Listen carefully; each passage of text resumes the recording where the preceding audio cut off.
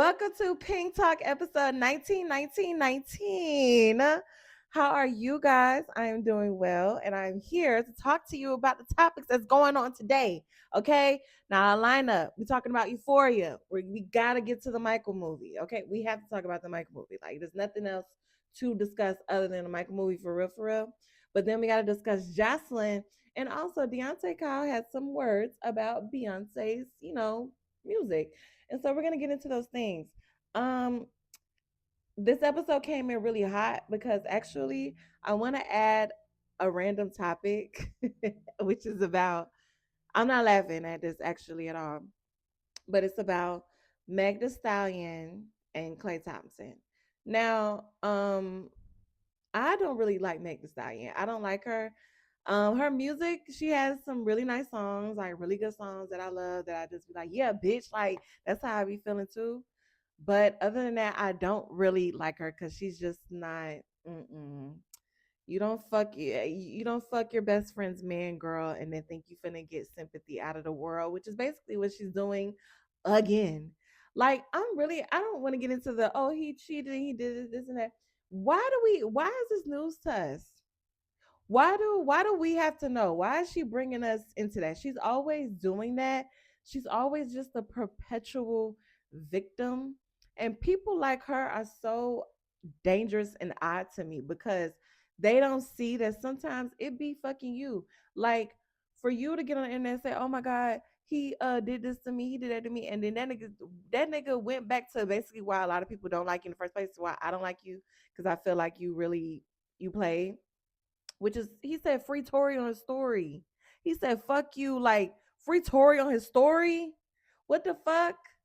Girl, girl, you are always in something with somebody and you can't keep a friend. And it's honestly, it is kind of sad because she doesn't see that it's something with her. I feel like she's one of the people, she just wants to be loved and she just wants love. But she just comes out super manipulative. Like she's a big liar.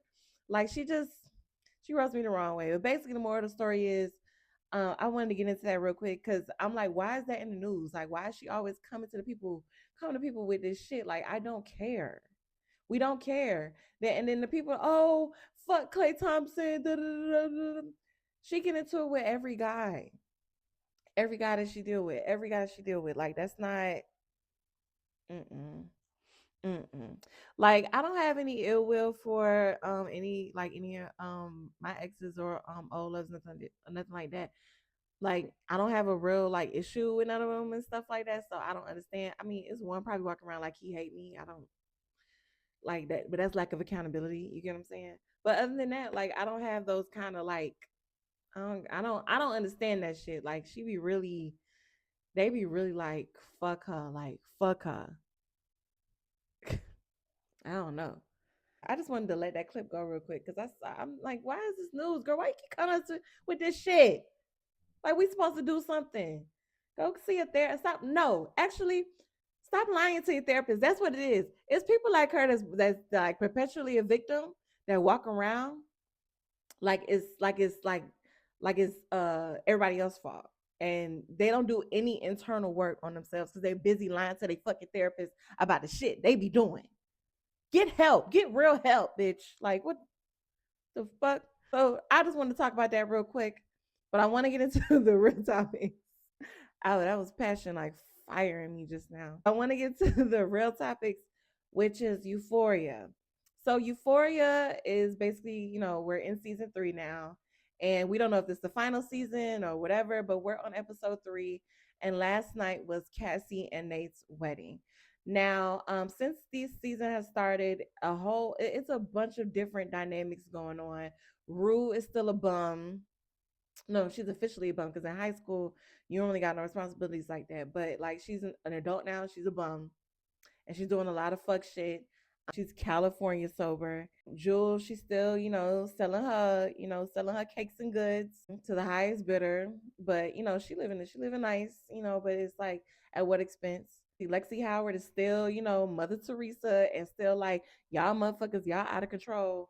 Maddie is doing exactly what I depicted her doing. I did expect her to live a little more lavishly, but these people are only like I don't know how much time has passed, but I think they're like 25 now. So you still getting your life together. I don't know. She didn't go to school. She actually just talked about that in episode 2 that she didn't go to college or nothing like that. She just got the gift of gab. She's just blessed with that. And Cassie is a fucking OF model. Shocker. And Nate is robbing Peter to pay Paul. So basically, we have all these different shifts in all the characters, but I want to particularly fast forward just to episode 3. I'm not going to get into 1 and 2. But episode 3 is basically the big event that we all been waiting for, which is Cassie and Nate's wedding. Nate is broke. Nate is broke. Like I said earlier, he is robbing Peter to pay Paul. He has an investment, and people that he goes to for investments for his construction company. I think that he took over from his dad. Because I'm not gonna lie. Okay, side note. Pause on the characters. Euphoria is not euphorian. It's not it's not doing what had me like captivated season 1 and 2. It's not doing that. And a big misstep of that is due to Labyrinth's music really made that show. The story is great. Like the story is great, but the mood of Euphoria it was such a unique thing, like watching that TV show in the first season and the second season with the music and how it was a mood and how it it set the tone of the show. It always did. Did I just spit? You say y'all saw that? Embarrassing. It just set the tone and everything going on and the mood of the characters and where they're going and the shifts that they make internally and externally. And I just really feel like I wish Labyrinth could get whatever he needed to get settled out and situated with HBO, that he can actually like work with them again. Cause Euphoria, y'all need Lambert. Y'all need him. Like it's no ifs, ands, or buts about him. Cut the checks, pay the man, give him some royalties and perpetuity so he can go ahead and do his thing because I love this show. I love the character. The great it's an amazing cast. Like this cast is it can't be beat, right? But the fact that the music is really missing, like when Rue walked up into the club and they was playing Sexy Red, I was like, that song does not belong here. Like since the first episode, the music has been the scoring of the show has sucked. So anyway, about the I got ADHD. So if you got ADHD too, you can relate to um the fact that I'm about to I tie things, I tie my points together. Okay, just you know, Jules basically is continuing on her life in art school. She's doing very well to do, but she's selling her boom cat to the highest bidder. I'm just like that really saddens me. That she's doing that because she's so talented and she just deserves like better and more. But hey, like whatever she got to do, she got to do. I'm not judging at all. Like do your thing, girl. More power to you. Yeah, that's just my only thing. I'm like, damn, Jules, like you could have been full fledged in art school, girl. Like, Maddie, like Maddie can get you connected and like she can get you in a mix, girl. Like you ain't gotta sell your kitty cat, girl. You ain't gotta do that. Okay. So it opens up. Now, one thing I will say, Jules, like, basically backstory to what she's been doing since the graduation of high school, amazingly done. Amazingly done. It was so good. It made me feel like, oh, Euphoria. It actually did. That's why I was like, okay, I'm getting the feel back because I haven't been getting that feel since I haven't been getting that feel. Even with Maddie's backstory, I wasn't feeling that. I just wasn't. Jules' backstory was just so well done, so beautifully put together. It definitely made me feel like old Euphoria. Made me feel like we're okay. Like we got the mood back. We got the mood back. I will say Jules is so confident and so sure of herself, and I love that. Like I really love that. Even though she fucked over Rue and Rue took her back, it's just that it was so she's just so sure of herself. And a lot of that happens like with high school is when you a kid, like it's you don't know yourself, you're not sure of yourself, you don't know what's going on. That's why you don't want to suffer from arrested development, because it's like, what if she was in her adulthood? How would she be able to flourish in her talents properly if she doesn't have that confidence in herself and didn't find herself? Like, but yeah, Jules backstory was amazing. I loved it. Then fast forward to Rue. in this situation with Alamo, I feel like her also it's so poetic because her also finding her way to God and finding like having faith. I feel like what God did, story wise, what God is doing to Rue is setting her right in the devil's den. Like how much faith you got in me, and how much it's testing how much faith do you have in me, and how serious are you about this? Because I've seen she's God has seen Rue be unserious about a lot of things in life. And so I feel like God purposely led her to Alamo on purpose because I don't know what's gonna happen to Rue. I've seen theories online. People are saying that Rue dies. That's why I heard it last night. She's been speaking in past tense. I didn't even realize that she's speaking in past tense. So I hope that's not true because I really want a season 4. I still have hope even though the music sucks. But yes, yeah, Rue is being tested. Her faith is being tested the most by God. I feel like though I do for some reason I feel like I don't want her in a situation at all, especially like Alamo got all weird and crazy because she said she wanted to be legit. What if she don't want to do that shit for the rest of her life? She can't just go to college and then do what she needs to do. Like she can't go legit. What the fuck? Like, but that's that life. He got something over her head and he could really scare he has power over her and to keep her in line, but for only so long as we can see. Like Rue is being like she using her medulla a little bit, is cracking open a little bit, and she's being smart about this is not sustainable long term. So I hope she, figures that out and how she can do that safely. Cause I don't like her over there with them racist people. I don't want her over there with Lori. Lori, like when you look at the justification, and not that Alamo is like treating her any better, but it's like they were real racist. Like I didn't even peep the Confederate flags going on. I'm like, oh my God. They say nigger too. Like, what the fuck? Bro, get the fuck from over there. You don't belong over there, girl. Like, fast forward to Nate and Cassie's wedding. Cassie got what she wanted. She got them $50,000 worth of flowers, and it's my favorite flower. It's a peony. I don't like Cassie though, but I understand, girl. Like I would badger my husband about $50,000 worth of flowers with their peonies. First of all, those are really high maintenance flowers. They have to be cut that day for them to like maintain. They have to be cut that day. They're really high maintenance flowers, and those are my favorite flowers. Oh my God, I got some fake ones like right on my desk and stuff like that, but I love peonies. But yeah, she got her flowers. The wedding is very extravagant, very beautiful. Back to the music. Back to the music. Maddie of course, as you've seen last episode, Maddie got an invite to the wedding, which I feel like she is a strong woman to even go because I wouldn't have went. I wouldn't have went. I don't want. I wouldn't be able to sit for that. Yeah, she went and she's stunting on bitches in her green. Like, and I thought it was really poetic. I'm gonna watch like the behind the scenes with the costume director because I found it like interesting. She came in like with green, like, and the term like green with envy, like what I'm saying. Like, I thought that was very, very, very interesting. Oh, did I spit again? What is going on with me? Don't worry, I don't know. You know what it is? Let me take a sip of calmness right now. Because I did have this is Cafe Bustelo. So that's probably what it is. I'm like foam at the mouth. I'm foam at the mouth. I need to relax. Like, calm down, girl. It's just Euphoria. I thought it was interesting that she had like the dress that's green with envy. I thought that was very interesting costume choice for Maddie's character. She, came in stunted. And the music, here we go with the music. She was not supposed to go into that elevator ass music that she walked in on, that titillating, that pondering, that catch me if you can intro music. She was not supposed to go in walk into that music. She was supposed to go in with the violins, with Lambert, like having the energy of Mount Everest ain't got shit on me. That's how she was supposed to come in. And I was so mad that they had that whack ass, weak ass music. Like, no. Fast forward to Jules and Rue walking in.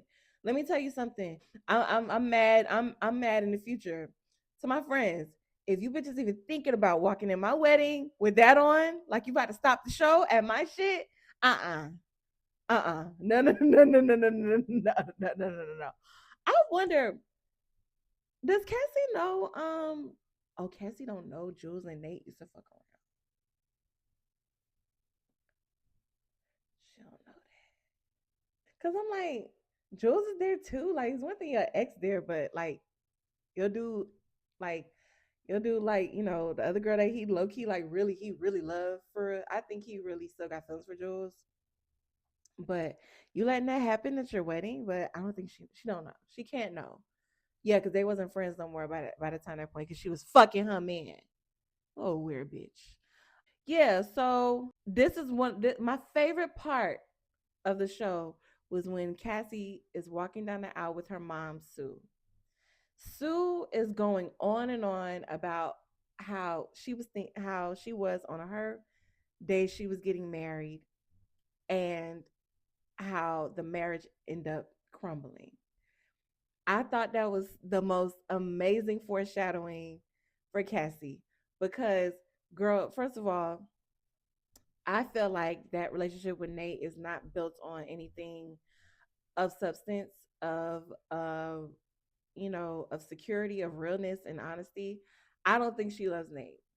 I don't think she's in love with him. I really just think she's so. I had a Cassie in my life. You know what I mean? I felt like when you have a Cassie in your life, um, they are envious of you and what you attract and what you have. I felt like she glamorized and romanced what Maddie and Nate had, even though it was really toxic and really like negative and bad, and it wasn't healthy for Maddie at all. I feel like she glamorized it because she was lacking not only, just love from a guy in a healthy way or a healthy way from the outside perspective, but just in any way. She always got objectified and then tossed to the side. She always got used for her body. Meanwhile, she sees her best friend just, using her power and, her je ne sais quoi to move around in life naturally, confidently, because Maddie knew who she was from a very early age. She's always known. You don't understand, y'all. I relate to Maddie Perez in more ways than one because I had a Cassie in my life, and you have to get women like that away from you because, like, low key, Cassie Destiny swapped with Maddie. That's some witchcraft, bitch. She did some witchcraft when she ooh. That's why you got to be happy with what you got. Don't envy what nobody else has. Now the reception, RIP Eric Dane. Oh my gosh, like seeing him like truck through, like, and he was so obvious, he was sick, but he was still really trucking through. I guess his character was supposed to be playing like he was like, an alcoholic, but he really trucked through, just a trooper to the end. RIP Eric Dane. Nate Mama. Oh, because, I'm glad that he got the girl that he deserves. Because not everyone, like, bitch, you don't know your son. You don't know your son is beat Ike Turner and me, and you acting like he's so perfect. See, sometimes moms be the biggest enablers of a guy. Like, they don't even be knowing. You be knowing, just be talking. Shut up. Shut up. I think that family low key, they little racist.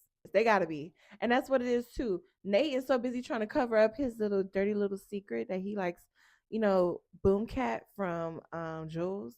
He wanna cover that up so bad that he's willing to marry the all American. He wants that image.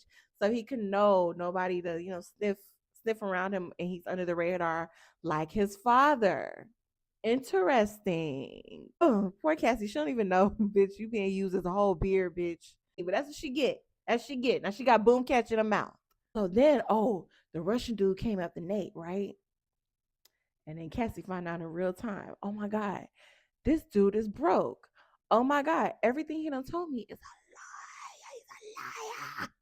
Yes, Cassie, he's a whole liar. He been a liar. Your best friend been telling you the whole time she was with him. But no, you ignore that and thought you were the better woman. But hey, I thought it was so interesting too how Maddie was like watching them like, wow, they have their, forever after. And she was like watching them as like, this is what I got to feel from it. She wasn't worth the love from each. They didn't value the love that they had for her. and it was, like she just, I, I don't know, she just felt like it was a longing thing. Also, I also feel too, she's a little afraid for Cassie because she knows Nate's dark side. See, Cassie does. For some reason, Nate has been able to. What is Nate on Lexapro or something? By the way, he is not nating. He's not. He's not a ball of anger. And I don't know if that's because he's so stressed out for money. It could be also that he just grew up, but I don't think it's some vast growth. Like he's a whoop Maddie ass. Like that's why I'm like, what was the? Is it because she was Latina? Like you know what I mean? You just frustrated or like what? I don't understand his character arc and why they're not explaining why he's so calm now. I don't get that. But anywho, the Russian dude come up to Nate for his money. Now Nate's sitting out there acting like I'm gonna have your money. I'm gonna have your money. Da da da. Da, da, da. And then Cassie found out in real time. Oh my god! Like I married into debt. I married into problems, like real issues. And then fast forward to Rue. Oh yeah, Rue needs to leave the wedding. Rue left the wedding and she got pulled over by the police.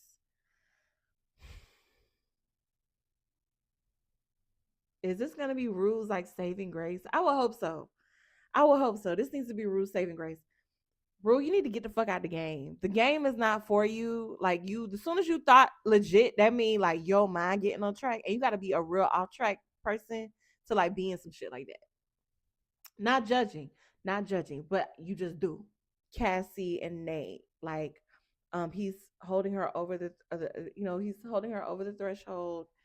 And then they walk into some shit. They walk into it. Now, I loved this scene. This scene reminded me of some Pulp Fiction type shit, especially when Nate get his pinky toe cut off. That shit, and then Cassie just crying like while Nate is getting his ass beat. She don't give a fuck. Like this is why I say she don't care about Nate for real. Like it's just about being associated with power and also being associated with somebody that she admired Maddie, that she admired and how she was able to get him. That's the only thing I think she in love with, and money. That's it. I would say so far with Euphoria, they really need Lambert back. Other than that, those are my notes. All right, moving right along. So the next topic, what I have been waiting to gush and talk about, the Michael movie. The Michael movie.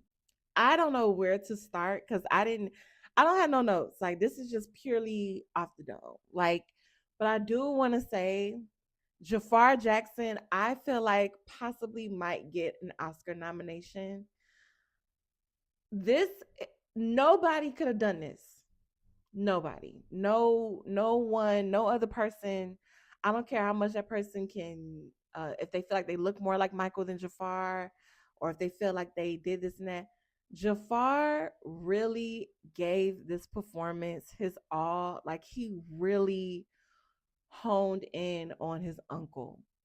I find that it was so fascinating watching this movie, watching him really embody. I kept forgetting that was not Michael.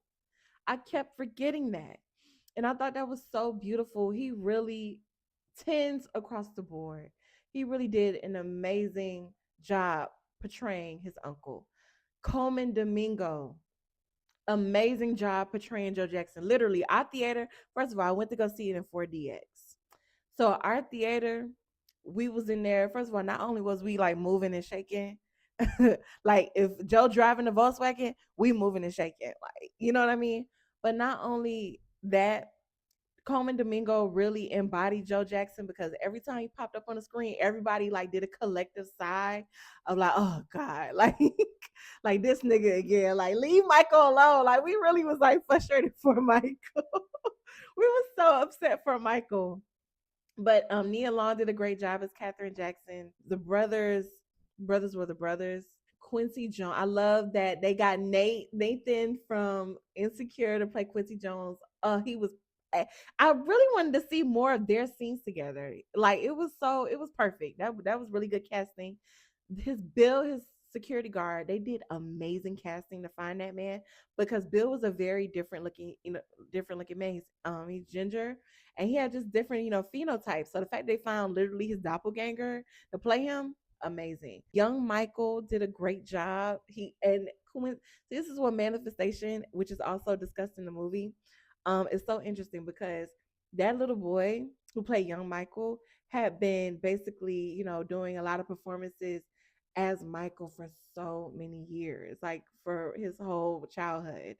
And the fact that he eventually came into fruition where he's really playing Michael, chef's kiss. Okay. This movie it's so great. It was just so great.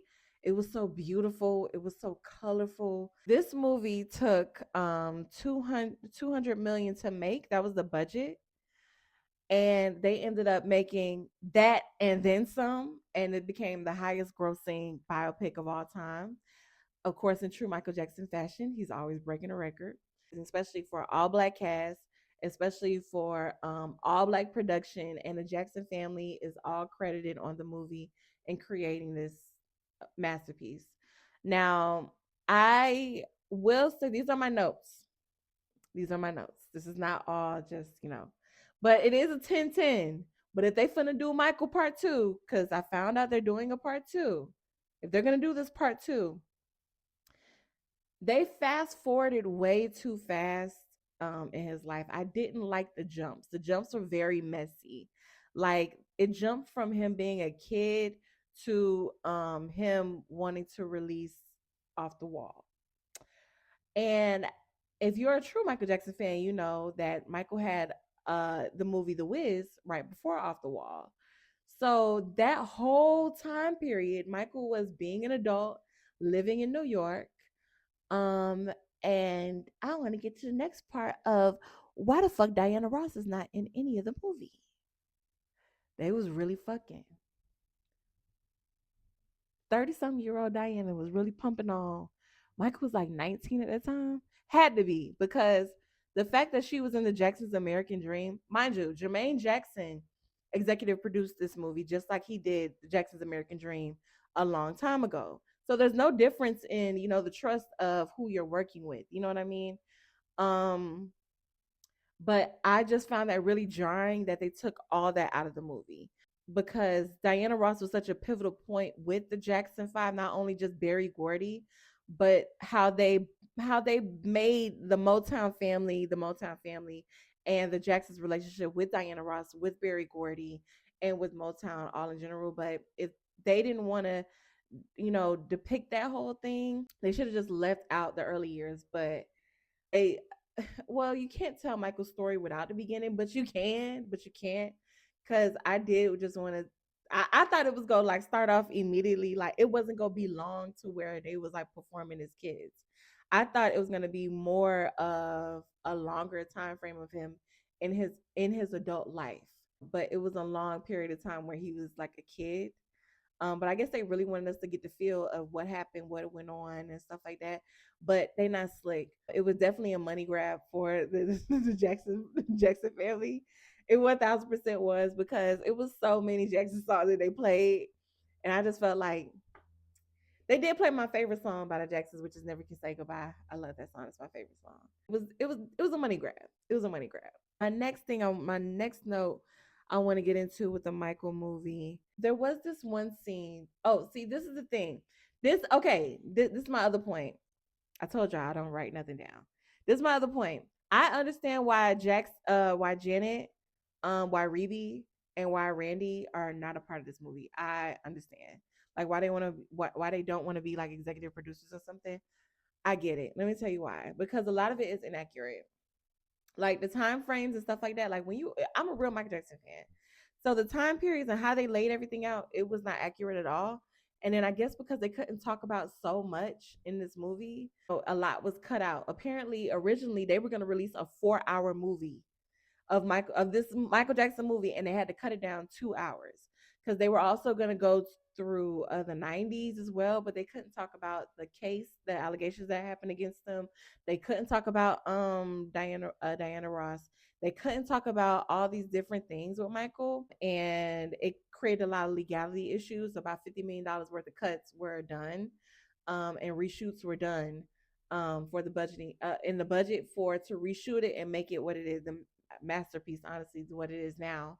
It's crazy, but this is why I know it's inaccurate, because not only with the time and dates and stuff like that, but particularly at the end when Michael. Oh yeah, spoiler alert. I know this way this is way late in the game. Big spoiler alert. When Michael announces basically like impromptu out to the world, oh, this is me and my brother's last time touring together in front of Joe. It wasn't just Joseph that reacted with some type of shit in his heart about it. I believe it was mostly Jermaine that had a problem with it too. I do think the rest of the brothers are like, well, how are we gonna eat, or how are we gonna do this, or how are we gonna do that? I think though they took it on the chin though, because they like, we know what Michael want to do. He wants to do things on his own. So, but I think Jermaine was the one that really had an issue with it, because think about it, like I don't know if y'all know, but Jermaine released a diss track on Michael like in the late '80s, early '90s, and it's called Word to the Bad. Word to the bad. Okay, so something happened to where when Michael really had to get on his own and do his own thing, the family had a problem with it. He was the glue that held it together, and so I don't think he just rubbed Joseph the wrong way. It wasn't just Joseph. I really think it was the rest of the brothers too. I really, really think that. We'll never know. That's if they want to tell a story like, oh, we were always happy for Michael. Okay, sure. That's another thing I had an issue with in the movie. Now Michael, yes, I believe he suffered from like arrested development, to where he was just really, he just never got to be a kid. He never got to be a real teenager. He never got to do like normal things. So I really do believe that he suffered from arrested development, but I felt like they really infantilized him, in a way. Like like he by then he was already knocking bitches off. Like he was fucking. Like, but it felt like they didn't want to tell that part of him. Like, you know what I mean? Like the red blooded male part of him, but he was out with women, a lot of women. Like, so I really wanted them to touch more upon that. I really wanted them to touch more upon also the relationship he had with Quincy Jones, because they made magic and broke records together. I wanted them to really get into like their creative process together, because Quincy, later in his life, he also confessed that they butted heads a lot. If you look at even the interviews during the time like after their breakup, musically, professionally, Quincy does have a tone of bitterness in his heart, because Michael went on to work with Teddy Riley, which introduced, like after Teddy Riley did a project, it introduced the era of the new Jack Swing sound in the '90s. And so I really felt like a lot of it was just missing. Like I wanted to delve into that relationship that he and Quincy Jones had, because they cut out so much in this movie. Like you can tell they cut out a lot. I wanted them though to show more of the relationships he had with his brothers. I feel like they just glazed right over that. I find like a bit odd, because they all lived in that house together. Like I just felt like they really missed out on a lot. It was even awkward with the scenes of seeing all the brothers and then only one sister, and it was just Latoya. Like they did not mention, oh, Janet is doing this. Like, oh, Reby is here, or Randy. It was no mention of. It was no mention of none of that. Like it was just very little empty in that way. And I really wish they could have like, I don't know what's going on. That's the thing. This family got so many damn secrets. We not gonna know what's what until the day of the day. So many secrets. So it's very like it's a lot of people they didn't want to piss off. I can see with this project. Because Michael also, I wanted them also to delve into like his fight to be what he was, especially during that time as a black artist.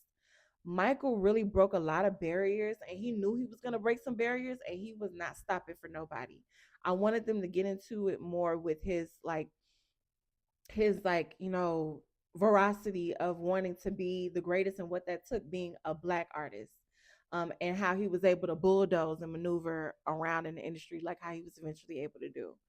But other than that, the movie is great, y'all. Go see it. It's a must see. I will say though, people, because I saw some people were like, oh, they didn't touch upon, like, realistically, like his nose jobs. Yeah, his nose jobs, I wish they would have realistically touched upon it, because that's the thing. They couldn't talk about the Wiz, because of Diana Ross, and Michael Jackson actually broke his nose on the set of the Wiz. That's how he got introduced to nose jobs. And my homegirl just told me this, actually, we went to go watch the movie, that he originally made Latoya go get her nose done first, just to test it out to see how it was gonna look, because they both had big noses. Like, it was just so, like it wasn't told like how it could have been told. Like, because this family is very secretive. Like, they be trying to act, oh, we're just, they got a lot of secrets, bro. Like, so it's like a lot of people, they just didn't want to look away. And even with his daughter, I felt bad that his daughter wasn't like really involved with the makings of the movie. It was probably a lot of creative differences, and she just didn't want to deal with that with her family, which is fine. I love that Prince is just so hands on. His oldest, he's so hands on, and they just did a really good job bringing this movie together, and I hope they're able to still feed themselves and do what they need to do. Um, as a family, and keeping Michael's legacy alive, because I love the resurgence of Michael's legacy, like seeing it in real time, like people were like celebrating him all over again. Because when I say world stop, when Michael passed away, that we will never experience nothing like that again. He was really truly an angel on earth, and R.I.P. Michael, and y'all need to go see that movie. My next topic I wanted to talk about, Deante Kyle discuss Beyonce. So on a recent podcast, Deante Kyle got into basically why he really can't really enjoy Beyonce's music like all the way thoroughly. He said that he can only listen to like a couple songs here and there, but the rest of the album he just doesn't ingest it. And the interviewer decided to, in comparison to Beyonce, compare where, like, that's, for instance, like Kendrick Lamar, like he really puts a lot of like, for instance, like Kendrick Lamar, he really puts a lot of thought and a lot of effort into his music. So I'm able to like really digest it, and I'm able to do this and that. And Deontay Kyle was basically also saying, she doesn't do a lot of soul searching and research when it comes to her music. Now, let me tell you something. I love Beyonce down. Like, when you see Beyonce and you know me, you think of me.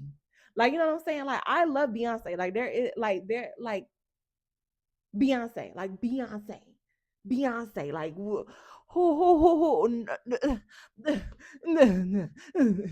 I don't got no words right now. Like Beyonce, I just love Beyonce. But the reaction that he got online, I feel like is so unnecessary. Let me tell you why. Somebody doesn't like a project from her, that's okay.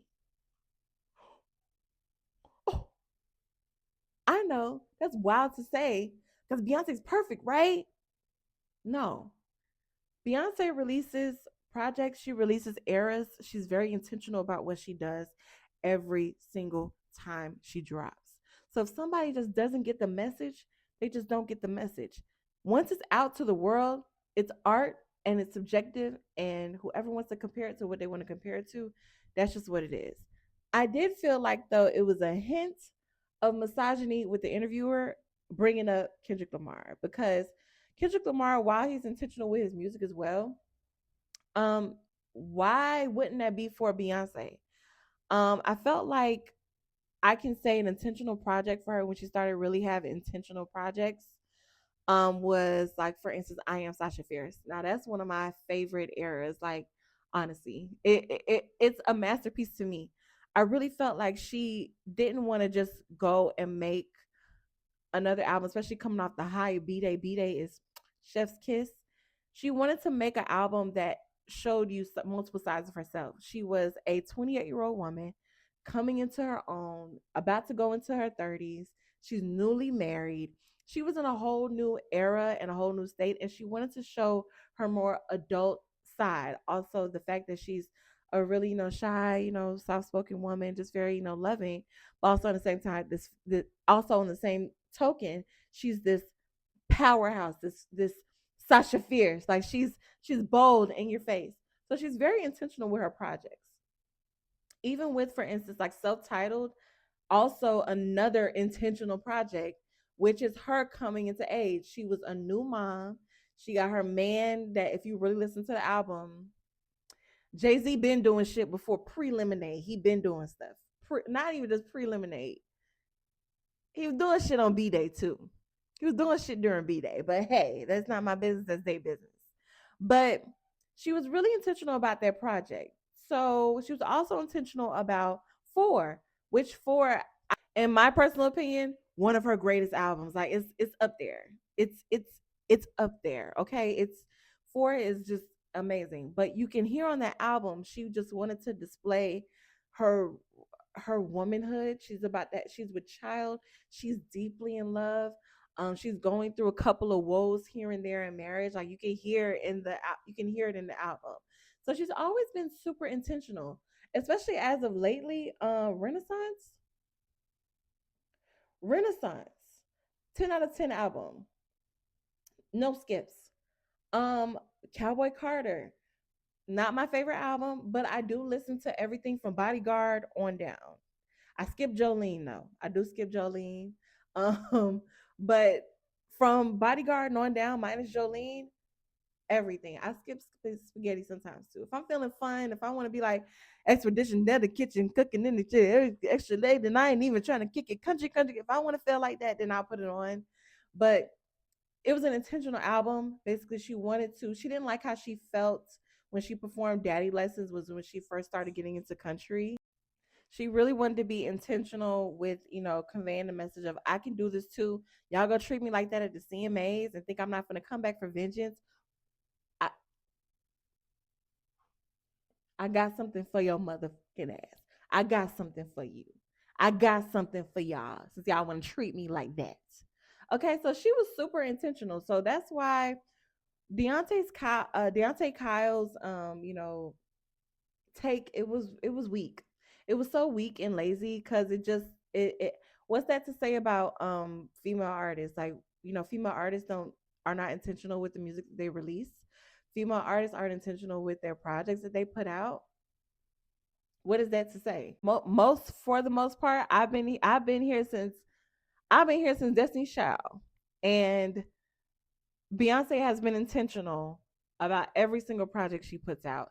She does not put a project out just for the fuck of it. She does not put out things just for the hell of it. She's really an intentional, well thought out artist, very meticulous, very intricate about her craft. She takes it serious, and you can see it and hear it and feel it. So I would just ask Deontay Kyle, just try to like a project. Try to like it. But she's not everybody's cup of tea, and that's what I wanted to get into. Like, people are like, "Oh my god, how dare he not like Beyonce?" It's okay for people not to like Beyonce. I feel like that's what makes her, her music so fun to ingest yourself, because you love Beyonce. Somebody might not like her music, but you love her. Like, it's okay if somebody doesn't like Beyonce's music. I think that's perfectly fine. They just don't like it. They just don't care for it. And that's perfectly fine. I don't feel like people should be in an uproar like she just is above reproach. I think that's crazy because she tells you herself, God is God and I am not. She says that herself. And I feel like it's not fair to her as an artist for her to just constantly be like, for her to just oh my God. For her to just constantly not be able to, really be able to receive somebody's opinion, that's fine. Because she's the type of person where, oh, you don't like it, okay, that's fine. She's gonna go and try. She's gonna go harder, and she does the shit for herself. Like, she's very intentional with that. She does her work for herself, and what makes her feel good, when she thinks will make people feel good, her fans, how they would feel. So yeah, Deontay Kyle, she's super intentional about her projects, and also podcast interviewer. I don't know your name, but she's super intentional about her projects just as much as the guys. And are all the guys intentional about their projects? Are they all really? Are they all for real? Or so it's just guys? Like, you know what I mean? Yeah, so that's my take on that. Moving on. And last but not least, Zeus is trying to take my baby Joseline up out of here. What the fuck? What is going on? Okay, so Jocelyn has been taken to the internet. Jocelyn Hernandez, if you don't know, she has her show. She was on Love and Hip Hop for so many years. I've been watching Jocelyn Hernandez. I've been watching Jocelyn Hernandez since she's popped up on my TV. I've watching her for a very, very long time.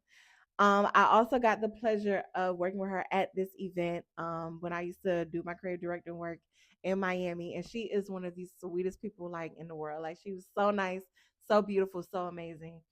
Um, but Jocelyn Hernandez has been a staple in TV, like how Tiffany Pollard is, like how Nene Leakes is.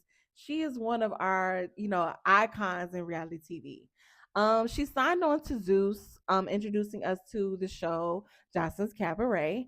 And so for X amount of years, she has been there. And now Jocelyn has also, if you don't know, if you haven't been following her, she has departed ways with Zeus. And now she has her own network called Why Are You Here? And she has her new show called Get Money Girls. Jocelyn has recently outed Lemmy Plummer and said that he's trying to off her. And let me guess, is it because she has her own show? Is it because she's moving on from the network? That's exactly what it is. Exactly what it is. I don't know what's going on at Zeus, but every time someone leaves, every time someone wants to leave, it's always something going on where they're always saying that it's very evil over there. Even down to Krishan. And I don't like Krishan per se. I don't know Krishan to not like her, but in terms of like her actions, stuff like that she's displayed on Zeus, you know what I mean? But she's even come out and said that she was crying profusely and saying that the shit is demonic over there, basically. Natalie Nunn even had a stint when she was exposing Lemmy Plummer. Clearly, she's back over there, so the checks might have cleared. But she even exposed him. Christina, who was on OG BGC, also exposed Lemmy Plummer. I have heard rumors about way before Jocelyn even spoke about basically Lemmy putting hands and feet on Scotty. I've heard that he has cameras in the house and that he puts hands and feet on her. Um Even I never heard of it, but the Janisha thing is new. Jocelyn said she said this, she looked in the camera, she said, how many times have you beat up Janisha? How many times have you what? Janisha? Let me Plumber, I'm gonna say this. What is it about these high school fuck offs? Oh, I never got to be the cool guy ass niggas that once they get some money, once they get some power, once they're in the seat of delegation, they abuse their power to the utmost. What is it about that? We saw Diddy do this. We saw so many other like CEOs and heads of places abusing their power. Jocelyn spoke about how she's in fear for her life because she said that she asked and questioned, like when she was on live, what are you going to send people to shoot up my car? Excuse me, let me you be ordering out hits. What is that? What is that? Why? Because she wants to go and do her own show. Apparently Jocelyn also exposed that he pays people to beat people up, not only on the show but also outside of the show. It's so much that happens outside of Zeus. I wish I would have like looked into even more if there's any more. I wonder, is there any more castmates, like aside from the ones that have come out and not said nothing afterwards? Are there any more castmates that have left the show and had that I'm scared for my life feeling? Because there seems to be a repeat thing with Zeus over there. It's very, very, very weird and very demonic. Like Jocelyn was literally on her story, like, I don't worship Lucifer, I worship God and the Holy Spirit. And it's like, what's going on over there to where that type of activity is going on? I do believe Zeus Network does have a evil spirit on it because oh my goodness, like the show Baddies has no plot to it. It just has nothing to it. I can't. I used to be an avid watcher of it. I used to have this friend that me and her used to watch it like all the time. But I stopped watching it in 2023, that year when I actually uh realized that girl was weird because she said some weird shit to me when we was watching. That's why I knew that show had a spirit on it. This girl gonna say to me, oh, that's like a me and you fight. We gonna fight and then be back cool. No, we not, bitch. Like, what are you talking about? All because we were watching baddies together. We're not gonna be cool if we fight. Like, what do you mean? Like, what are you even talking about? Just because they do that on this show? That's not. This is not real life. That's not real. That's not real life. Like, what are you talking about? I had literally been in a fight last year where a bitch got so mad she wanted to shoot me. So it's like that's why I'm like, that's not realistic. Like, you know what I mean? That show has a real spirit on it. And it's so evil and it's so weird. Like, you know what I'm saying? So I don't watch that show no more. I don't partake part in baddies. And as much as I love Jocelyn, I even stopped watching Jocelyn's Cabaret because I didn't want to be on the Zeus Network. I didn't want to watch it no more. Like, it was just so oh, well, time has flew, hasn't it? We have discussed so much. So thank you for sitting up and being in tune with episode 19. I want you to like, comment, and subscribe. I want you to share. I want you to do all the things, rewatch and rewatch again, and tell your friend, tell a homegirl, tell a homeboy. I want you to do all that. Roll up while you watching. Do your dishes while you watching me. All that, dude. Go for a workout while you listening to me. Ramble on my ADHD ass. Um, yeah, this concludes this concludes this week's episode, and we will be back. We'll be back here, right here, talking whatever shit we gonna be talking. All right. I don't know my particular schedule that I want to get into with Pink Talk anymore. I'm in school, so when I get the like the vitriol to post, I will post. But I do want to get us on a routine schedule here every week. I was on that every week. I did do it before, but it is a lot, especially when you got things going on in life. So I do want us to get us back on a routine. Yeah. So stay tuned for that for the next episode. Thank you so much for watching today. And I love y'all so much. And I'll see you guys later. Bye. Oh, I got a new microphone, y'all. So I'm more like, all right, bye, y'all.